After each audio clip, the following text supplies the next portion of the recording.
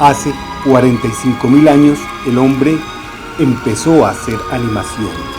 Entendió el arte de crear historias con las técnicas a su disposición.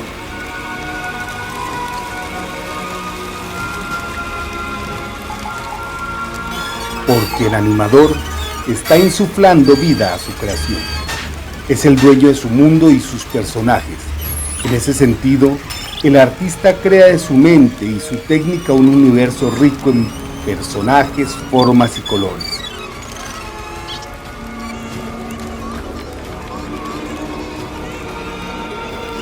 Cada creación que se hace tiene previamente un proceso de diseño y en ese sentido el artista se pregunta: ¿qué clase de historia será? ¿Qué paletas de colores se utilizará? ¿En qué mundo interactuará su personaje? Y así el animador es el dios creador de su propio mundo animado. Este será un recuento sobre todas las maravillosas historias que hubo detrás de esas magníficas creaciones. Bienvenidos al maravilloso mundo de la animación, de ese arte hecho historia, en Garabateando.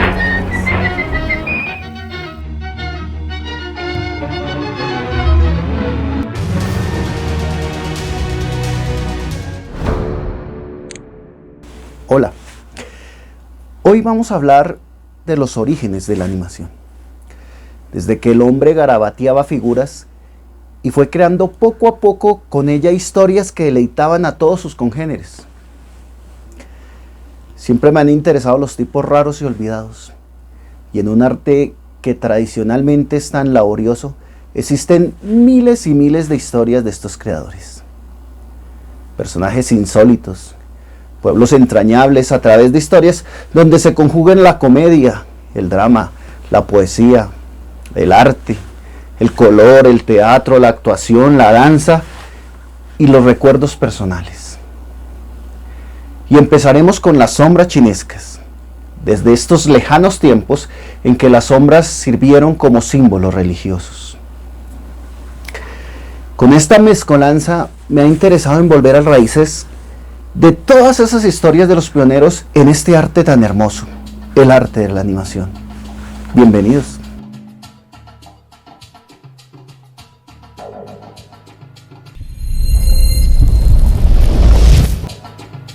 Las sombras empezaron a desarrollarse desde la isla de Java, conocidas como títeres javaneses, quienes tenían una simbología espiritual y eran fabricados en cuero para representar un teatro de sombras. Este modelo teatral permanece aún vivo, tradición espiritual de Java.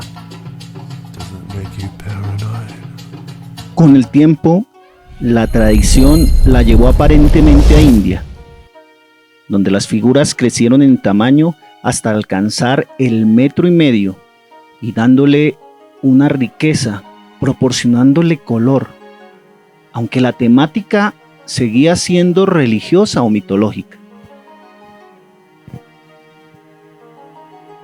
Su popularidad creció hasta llegar en el siglo VII a China, donde se crearon las primeras compañías de teatro de sombras durante la dinastía Tang, entre el 618 y el 917. Y empezamos a ver la utilización de la psicología del color en las obras. Así, el rojo significaba lealtad e integridad, el negro, firmeza y rudeza, el amarillo, bravura y temeridad, y el azul y el verde son los colores de los demonios, de los bandidos y los demás forajidos.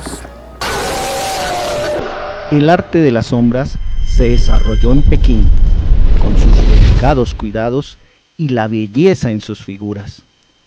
Su utilización en el escenario que le valió para desde allí en adelante denominarlos sombras chinescas.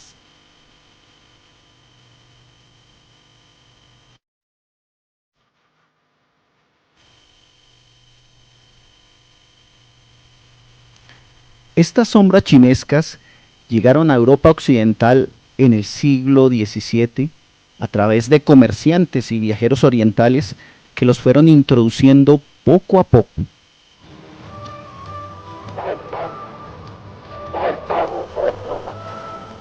Las sombras chinescas se volvieron muy populares y desde allí podríamos denominarlas sombras francesas, país en el cual su popularidad se disparó, gracias a los exitosos espectáculos que presentaba Dominique Séraphin en la corte de Versalles. Las sombras se dispersaron por toda Europa y Oriente Medio, donde cada país la desarrolló a su manera y fueron muy populares en los siglos XVII y XVIII. Para el siglo XIX, los espectáculos de cabarets en Hamburgo, donde había una mezcla de bar y teatro, se deben a Rodolphe Salis, propietario del exitoso cabaret Le Chat Noir, el gato negro. De una mezquindad legendaria, Rodolphe Salis encontraba 1000 excusas para no pagar el personal, ni a los proveedores ni a los artistas. Como tenía éxito, exigía incluso a quienes acogía en la Chat Noir que le pagasen. Pero su elocuencia, su capacidad de organización y su personalidad excepcional atraían a su local artistas de todo tipo y a un público cada vez más numeroso. Se le ocurrió la idea de tocar música en su cabaret y puso un piano, innovación poco menos que prohibida por entonces, lo que le permitió adelantarse a la competencia.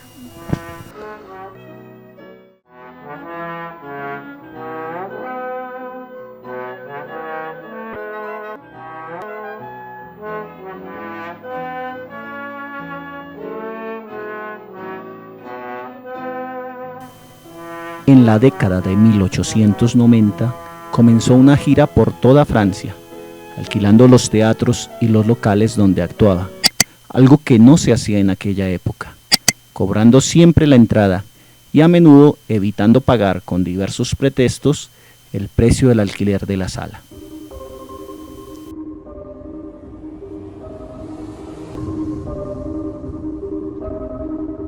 Desde que el hombre empezó a realizar figuras animadas sobre sombras proyectadas hace 45.000 años, estas evolucionaron para ser llamadas sombras chinescas y convertirse en su paso por Europa a grandes espectáculos. Se empezaron a desarrollar grandes invenciones que fueron los precursores del cine, en especial el del cine de animación. En estos grandes teatros, en el que solo asistían hombres y las mujeres manipulaban las figuras para dar vida a la obra, se idearon aparatos cada vez más ingeniosos que lograban deslumbrar a los espectadores. Este es el ejemplo de la linterna mágica. La linterna mágica funciona a base de un espejo cóncavo colocado en la parte trasera de una fuente de luz, con el objetivo de dirigir toda la luz posible hacia una pequeña lámina de vidrio rectangular para proyectar en la parte frontal una imagen ampliada. La diapositiva era una imagen pintada en un cristal, al principio de color negro, y con el tiempo se empezaron a utilizar colores transparentes también, lo cual mejoró su aspecto artístico en el espectáculo teatral. Las primeras diapositivas fotográficas, llamadas hialotipos, fueron inventadas por los alemanes Ernst Wilhelm y Friedrich Langhey en 1848 en Filadelfia y patentadas en 1850. En la década de 1770 se inventó la lámpara de argán, que daba una luminosidad de 10 velas y creó una proyección más clara. En 1820 se inventó la luz de calcio, que aumentó la claridad en las imágenes proyectadas. En 1860 se innovó al utilizar la recién descubierta lámpara de arco, que convierte a la linterna mágica en un producto un poco más seguro, ya que no utilizaba gases combustibles. Y finalmente se utilizó la lámpara eléctrica incandescente. Gracias a este invento nació un tipo de teatro mágico de terror llamado fantasmagorías. Usaba una o varias linternas mágicas para proyectar imágenes aterradoras. El exhibidor utilizaba proyecciones traseras, móviles o portátiles y todo tipo de efectos para producir experiencias convincentes. Muy popular desde el finales del siglo XVIII hasta bien entrado el siglo XIX en Europa.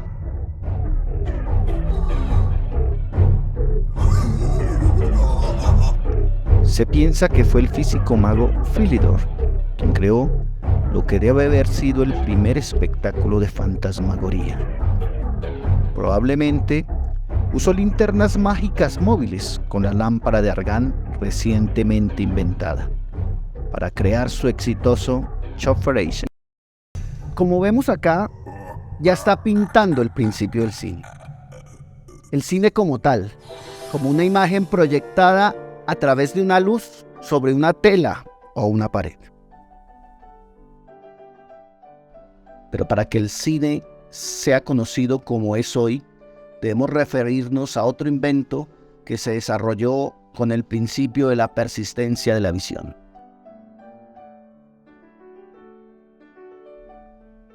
La persistencia de la visión es un fenómeno visual descubierto por Peter Mark Ryan, que demostraría cómo una imagen permanece en la retina humana una décima de segundo más antes de desaparecer por completo. Y para demostrar ese principio se crearon muchos juguetes ópticos, entre ellos el taumatrón. Consiste en un disco con dos imágenes diferentes en ambos lados y un trozo de cuerda a cada lado del disco. Ambas imágenes se unen estirando la cuerda entre los dedos, haciendo al disco girar y cambiar la cara rápidamente. El rápido giro produce, ópticamente, la ilusión de que ambas imágenes están juntas. Su invento suele atribuírsele a John Ayrton Paris, que lo habría construido para demostrar el principio de la persistencia retiniana ante el Real Colegio de Físicos de Londres en 1824. Fue muy popular en la Inglaterra victoriana. Para el año 1834, William John Hartnett crea el zootrópico. Los primeros que se elaboraron eran hechos de metal y madera y fueron una gran revolución durante el siglo XIX, ya que adultos y niños podían disfrutar de él. El origen de este instrumento está basado en la persistencia de la retina y básicamente se fundamenta en la capacidad que tienen nuestros ojos para lograr retener y procesar las imágenes que se encuentran en movimiento. Los años del siglo XIX fueron de una actividad realmente febril. Entretanto, entre 1835 y 1851, especialistas como Talbot, Daguerre, Nice, Bayard y F. Scott Archer progresaban en la elaboración de las prodigiosas técnicas fotográficas. Primero sobre planchas de cobre plateado y luego sobre cartulina y planchas de vidrio. Nuevos inventos brotaban por doquier, haciendo presagiar la proximidad del momento en que sería posible el nacimiento del cine. En Europa se creaba el fenasquitoscopio del físico belga Joseph Plateau y por el matemático inventor austriaco Simon von Stampfer, basados en el mismo principio de la persistencia de la visión. En 1853, un austriaco, Franz von Uschantis, construyó un proyector que consistía en la combinación de un modelo de fenasquitoscopio de Plateau y la linterna mágica. El resultado fue importante, aquello con que el aparato de Plateau era visto por una persona, en el proyector de von Uschantis se hacía visible para varios espectadores. En Estados Unidos se daba a la luz el kinetoscopio de Thomas Alva Edison.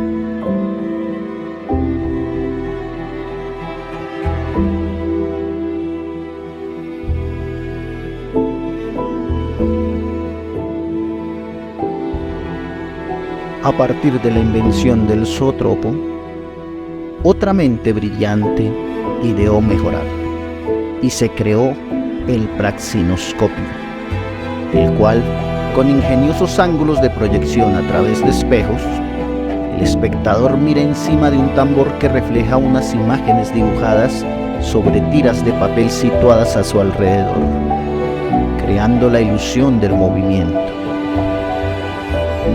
Más adelante lo perfeccionaría con su teatro óptico y llevaría a estos juguetes ópticos a un nuevo nivel. Este genio es considerado el padre de los dibujos animados y su nombre, Émile Reynaud. Antes de él, simplemente había dibujos cíclicos en movimiento. Nacido en un lejano rincón de Francia, tenía una visión tan loca que haría girar las paletas de un pintor. Este chico era la mezcla de ingenio y arte. Su padre era un mecánico de precisión, soldador de medallas, y su madre una maestra, una artista de la acuarela.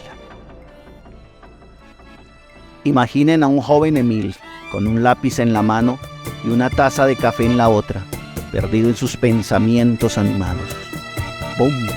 De repente tiene una epifanía. ¿Y si pudiera ser que los dibujos se movieran? Desde 1832, antes de que tus tatarabuelos se preocuparan por deslizar sus dedos en los smartphones o las redes sociales, ya se estaba creando todo tipo de juguetes ópticos para engañar a nuestros pobres cerebros. Estos artefactos mágicos estaban diseñados para hacernos creer que las imágenes se movían como si estuviéramos en una película. ¿Cómo lo lograban? Bueno, se trataba de una combinación de imágenes que pasaban como una pandilla rebelde frente a diferentes tipos de obturadores. Pero Émile no se conformó con garabatear en un papel. Este chico quería llevar sus dibujos a lo grande. Decidió enfrentar un problema gigantesco: la obstrucción de la luz en un 90%. 90%. Casi toda causada por ese bendito obturador. Se le ocurrió una idea brillante: un tambor poligonal giratorio. Sí, como un carrusel de espejos pintados con imágenes alucinantes.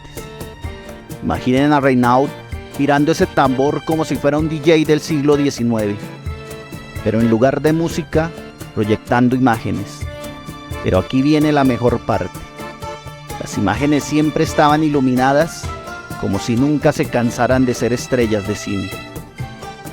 Y esto se veía a través de una pequeña ventanita mágica. ¿Estás siguiendo el viaje enloquecido hasta ahora? Entonces suscríbete ya y dale like a la campanita.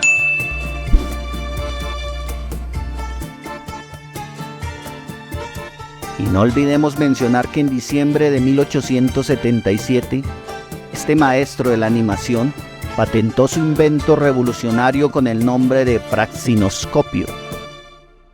Sí, lo sé. Los nombres de estos inventos son más complicados que la contraseña de mi abuela. Y adivinen qué. Este ingenio loco se convirtió en un éxito de ventas como juguete. Incluso recibió una mención especial en la Exposición Universal de París en 1878. Reynaud estaba en la cima del mundo. Así que, gracias a su tambor giratorio de espejos pintados y su ventanita mágica, Émile Reynaud no solo trajo luz y movimiento a nuestras vidas, sino que dejó a todos boquiabiertos con su praxinoscopio. Un hombre que iluminó el mundo de la animación, una imagen brillante a la vez. En 1879, Reynaud decidió que su praxinoscopio necesitaba un toque teatral. Sí, un teatro en miniatura para nuestras imágenes en movimiento. Lo llamó con gran creatividad Praxinoscopio Teatro. Sí, este hombre no era dado mucho a los nombres pegajosos. Imagínate esta escena. Tienes tus imágenes en movimiento, bailando y saltando en ese tambor giratorio. Pero espera, eso no es suficiente para el genio Reynaud. Decidió que esas imágenes necesitaban un escenario, un proscenio teatral en miniatura. Ahí es donde las figuras animadas se reflejaban y se superponían sobre decorados proyectados mediante una linterna mágica. Y aquí viene el golpe maestro.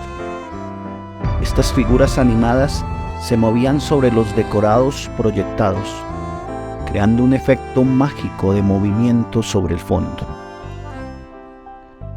Esto fue como el precursor del sistema de doble exposición o sobreimpresión, una técnica que sería clave en el futuro desarrollo de la cinematografía.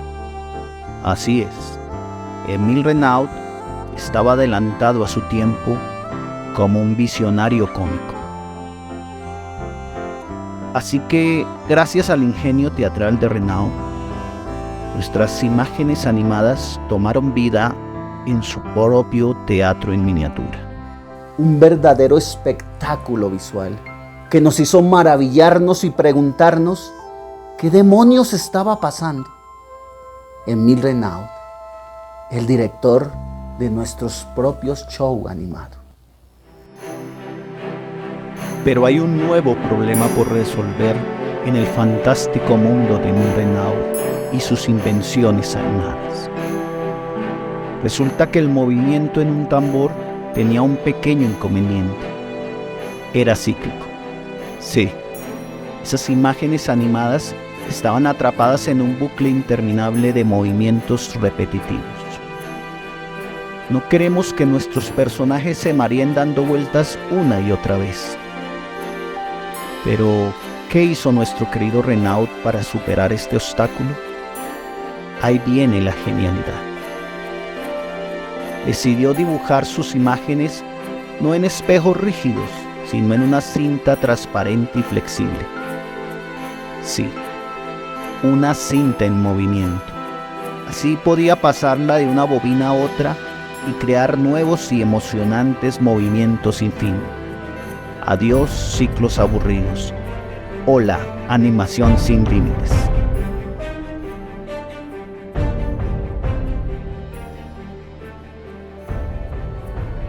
En 1892 registró su última invención, el teatro óptico. Un sistema de lentes mágicas permitiría proyectar las imágenes en una pantalla translúcida para que el público pudiera disfrutar de ellas.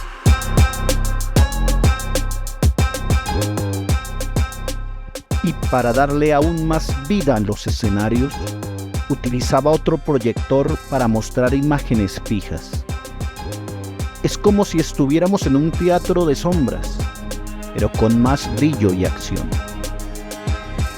Así que, gracias a la mente inquieta y flexible de Émile Renaud, nuestras imágenes animadas dejaron de dar vueltas en un bucle eterno y se convirtieron en una verdadera experiencia cinematográfica. Un verdadero espectáculo visual que nos dejó maravillados y ansiosos por ver qué locuras inventaría a continuación. Émile Renaud, el hombre que nos enseñó que la flexibilidad es la clave para animar nuestras vidas. Era el 28 de octubre de 1892. Una fecha que quedaría grabada en los anales del entretenimiento. En el Museo Grévin de París, la proyección de sus pantomimas luminosas. En un programa que incluía 3 películas: Aubrey Pierrot, Claude Serchin y Un Bombo.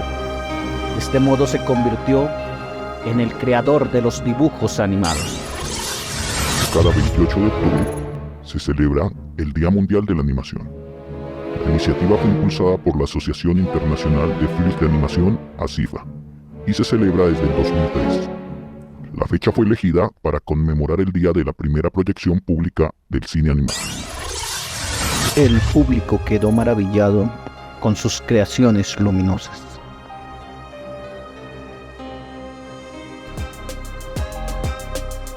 Una nueva era había comenzado y el mundo no volvería a ser el mismo.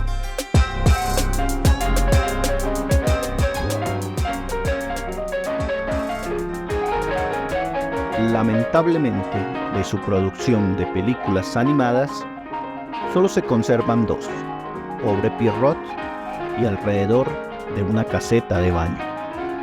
Lamentablemente, de su producción de películas animadas, solo se conservan dos: Pobre Pierrot y Alrededor de una caseta de baño.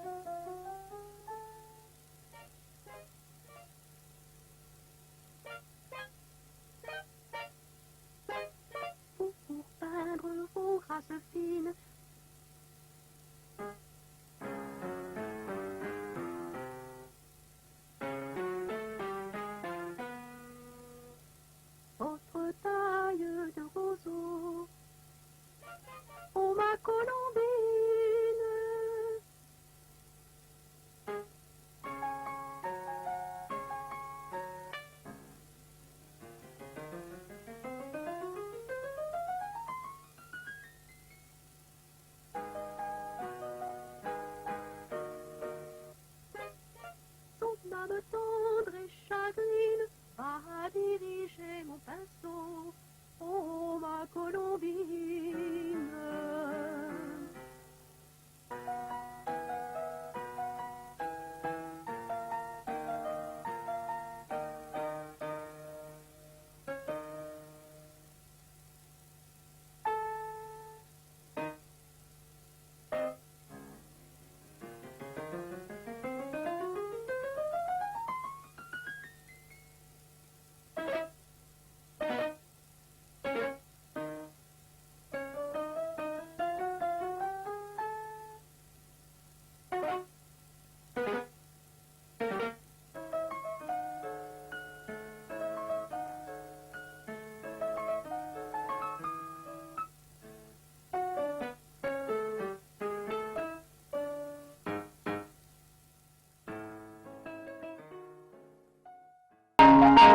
Su obra, Alrededor de una caseta de baño, fue proyectada sin cesar desde enero de 1895 hasta marzo de 1900, un contrato de 5 años.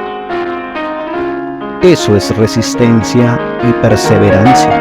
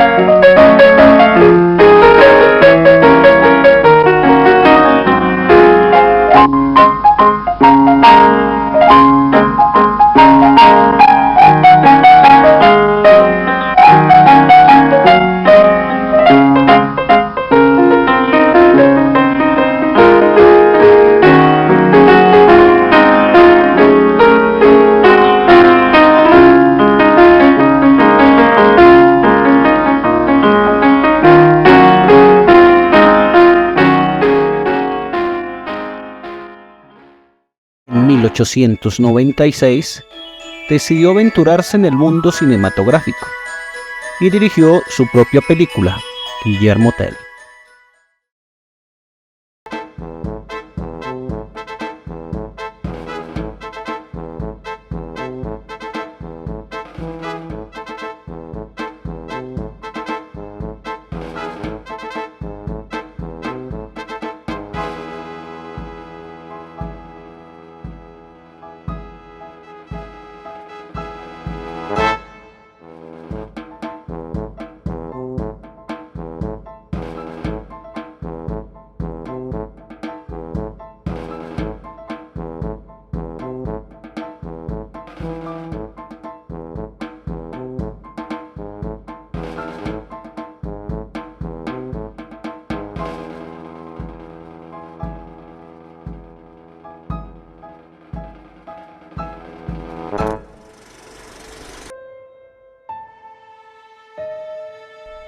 Pero lamentablemente, la vida no siempre es una comedia.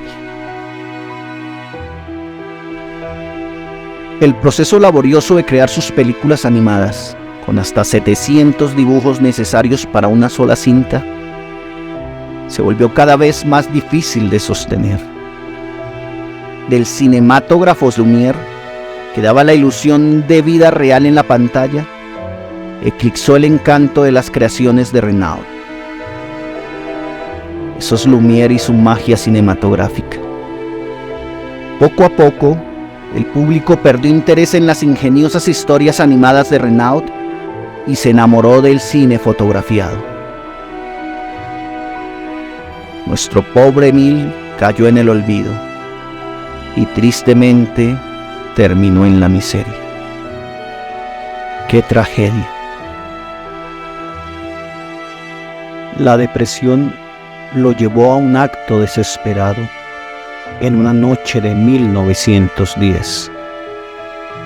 Destruyó sus delicadas maquinarias del teatro óptico y arrojó la mayoría de sus películas al Sena. Y así, en un triste final, Émile Renaud, el creador del dibujo animado, encontró su descanso final en el manicomio Ivry-sur-Seine en 1918, sumido en la indigencia. Pero recordemos su legado, las risas y los momentos de encanto que nos brindó. Brindemos por Émile, el creador de los dibujos animados.